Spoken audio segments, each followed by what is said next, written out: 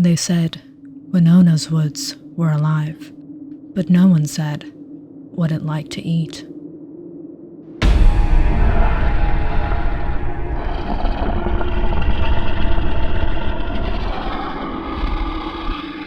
Hunters, beautiful women, and sometimes children.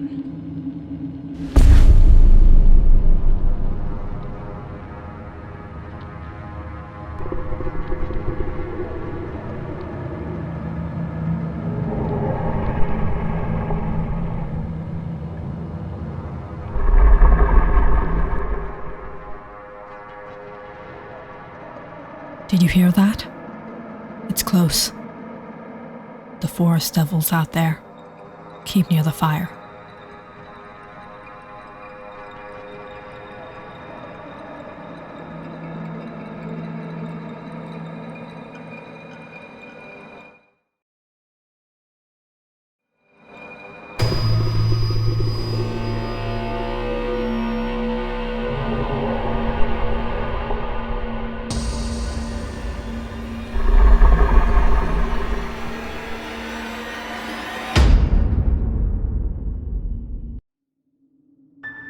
Thick fog rolled over the hills, damp and cold, in the small town of Winona in the Appalachians.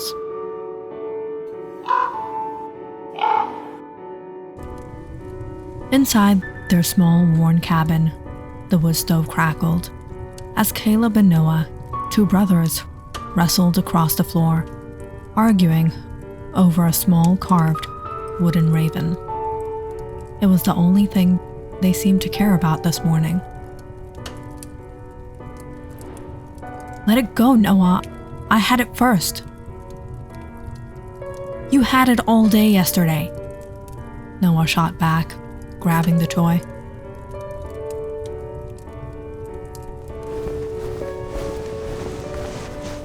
Their tussle ended with the raven hitting the floor with a heavy thud. Martha, their mother, turned from the stove. That's enough. The boys froze. Martha walked over and picked up the wooden raven carefully. This isn't just some toy. I've had this longer than either of you have been alive. The boys fell silent, curious now. I was about your age when I got this. I got lost in the woods once. I thought I'd never find my way home. Then someone helped me, gave me this raven. Someone?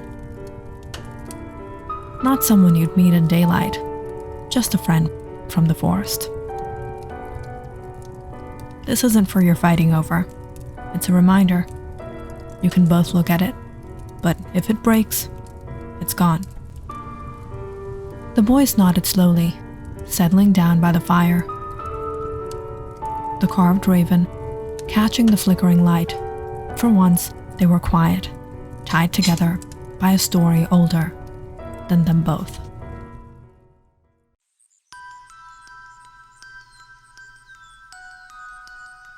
Martha was 9 years old when she wandered past the familiar trail markers near the dried-up creek bed by her home.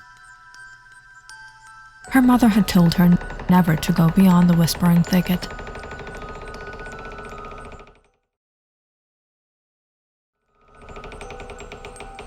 But she followed the strange creaking noise anyway.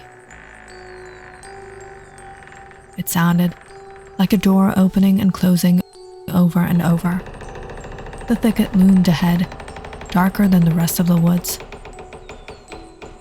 Trees grew close together, their twisted limbs tangled like rope.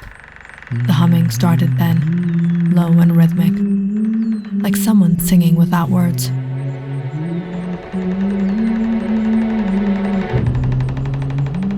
She turned around, but the path had vanished. Mama? No answer. She ran, but every turn led deeper into the trees. The humming grew louder. Her foot caught on a root, and she fell scraping her knee. She didn't cry,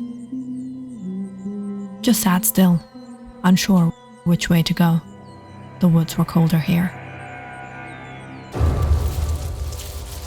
Then something moved behind the mist, a low rustle.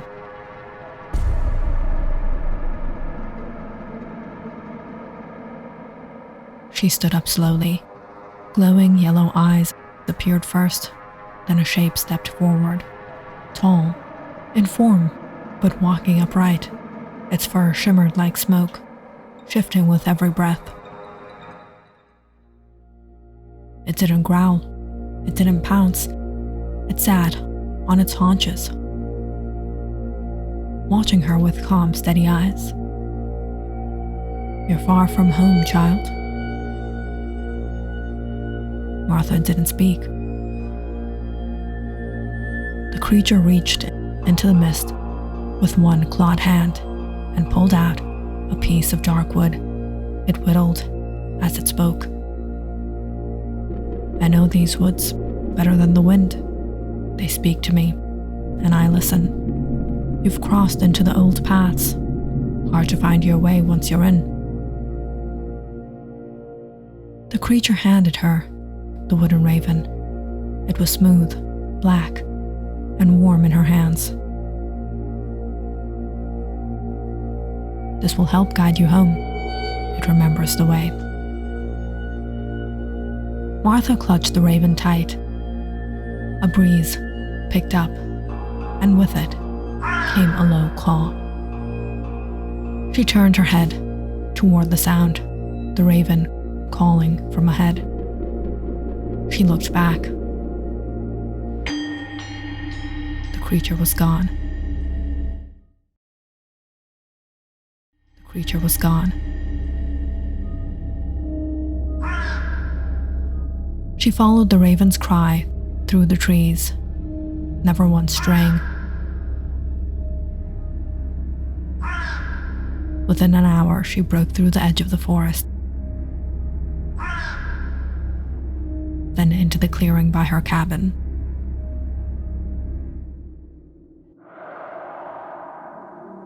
Her mother ran to her. No one believed her story. But Martha never let go of the raven again. "Where were you, Martha? I told you never to go near that cursed thicket." "I got lost, but something helped me. A creature. It gave me this raven. It showed me the way home." "Now, Mary, don't be so hard. She was scared and found her way back safe. That's what matters.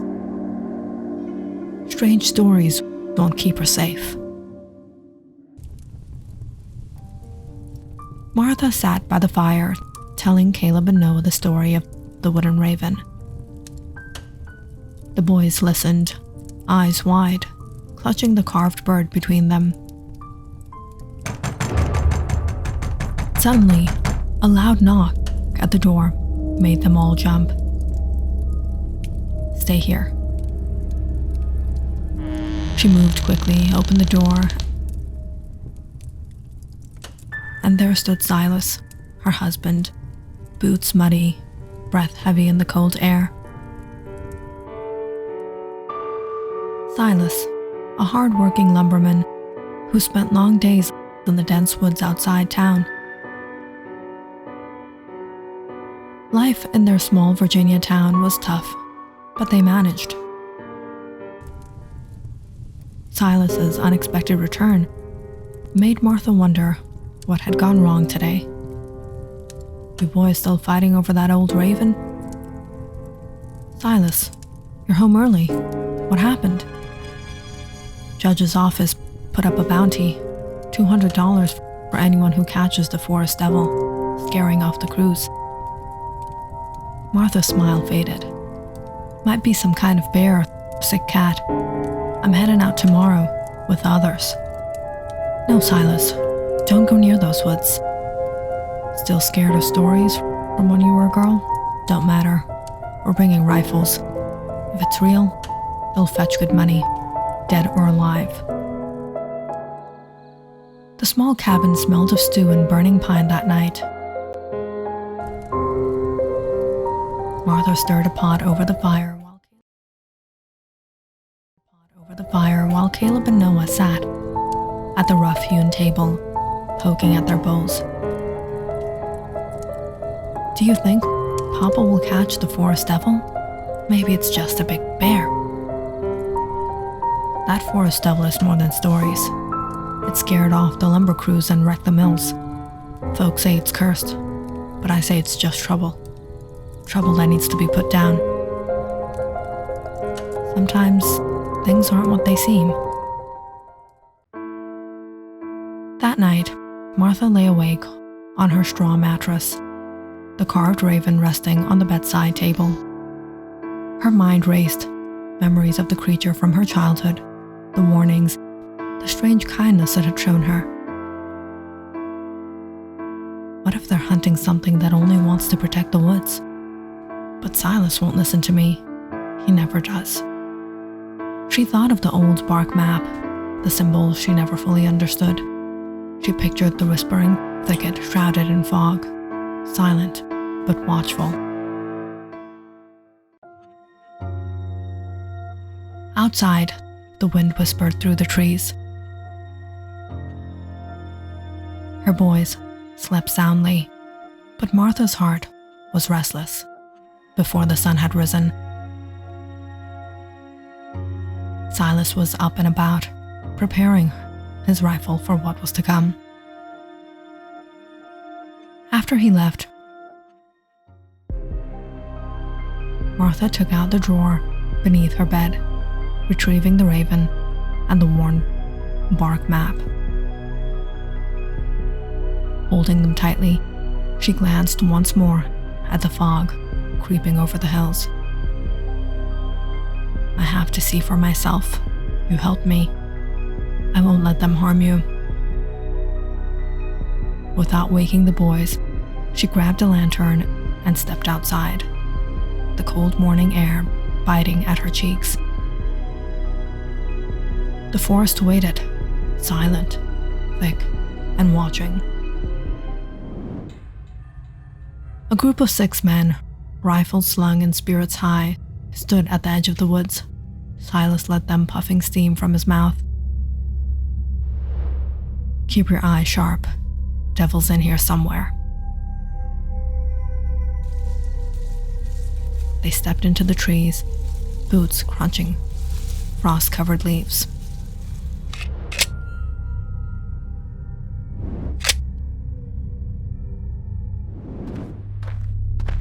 Before the first light, Martha followed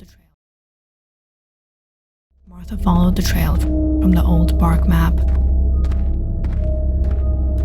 clutching the carved raven in her pocket. Martha reached a tall birch near the old creek bed. She set the lantern down and pulled a small knife from her belt. Birch bark, she carved a message. "They're coming for you. Please go. Be safe. Your friend." She wedged it into a hollow knot in the tree. Martha turned back the way she came, quickening her pace. The fog had started to lift, but every twig snap made her heart skip.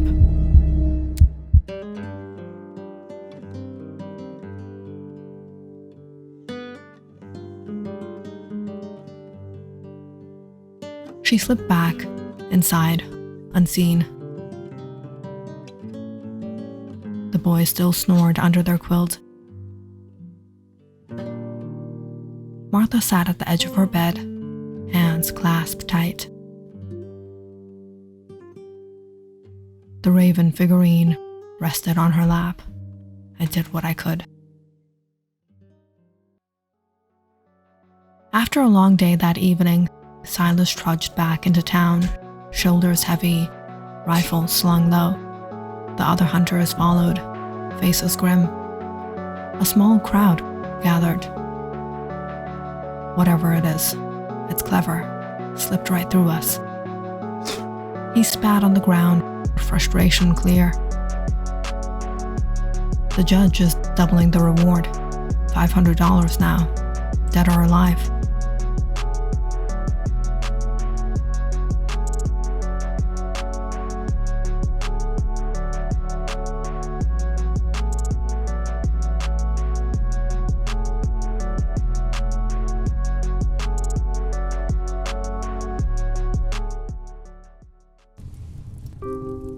Martha sat by the fire, waiting for Silas. Why was he so late? They'll search deeper. I hope my message got to him. She looked out the window, the forest, and endless beyond the edge of the clearing.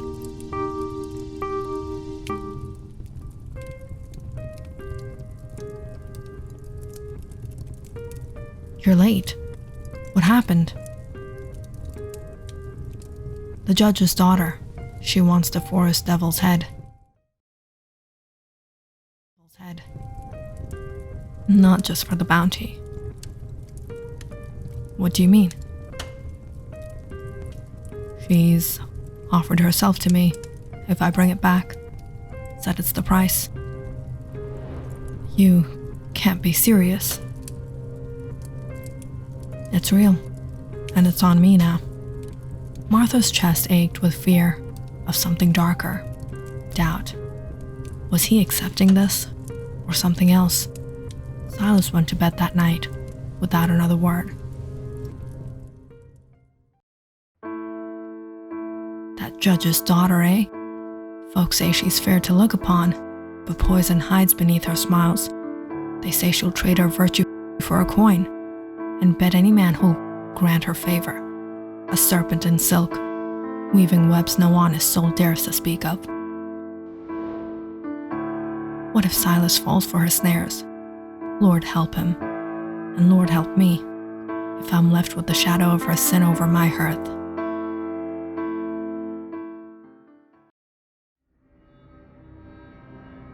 That night, before Silas was up, Martha left the cabin in the darkness. She approached the birth tree, her lantern piercing the mist. Her breath came out in soft clouds. She stopped. The strip of birch bark she had carved yesterday was gone. No trace. Instead, resting gently on a low branch, lay a second raven figurine. Unlike the black walnut one, this was carved from a glowing reddish wood, warm to the touch and faintly luminous in the dim light. Beside it, carved into the branch, were words. The woods remember kindness. Your boys are watched over, and your husband. Martha's hands trembled as she lifted the new raven. Thank you.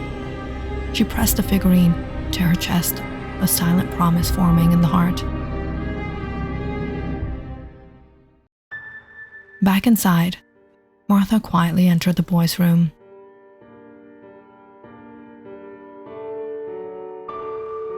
Noah lay asleep, clutching the worn, black walnut raven.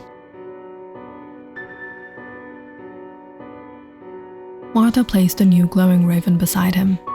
Caleb, already awake, sat up and smiled when he saw it.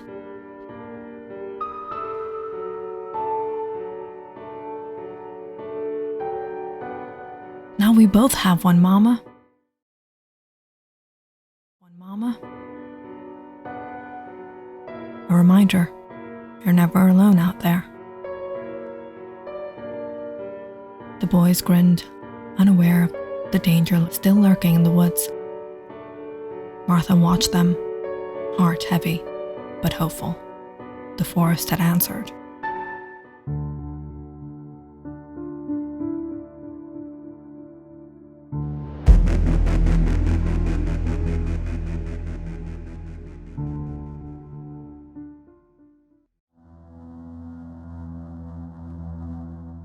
That morning, Silas pushed through the crowd. The town messenger stood atop a wooden crate, calling out loudly. Hear ye, the judge's daughter was found dead near the whispering thicket at dawn, attacked by some wild thing or devil, none can say. Crowd murmured, faces pale and wide. Silas's heart pounded as he made his way to the edge of the square, where a covered wagon awaited. Inside lay the judge's daughter's body, her skin marred with deep, jagged scratches, torn as if by claws. He was no match for whatever prowls those woods. Who could have done this? Not who, what.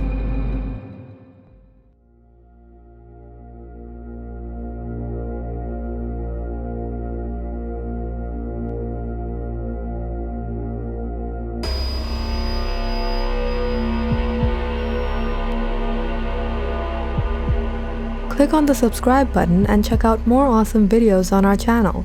And don't forget to press the bell icon because you know it's interesting.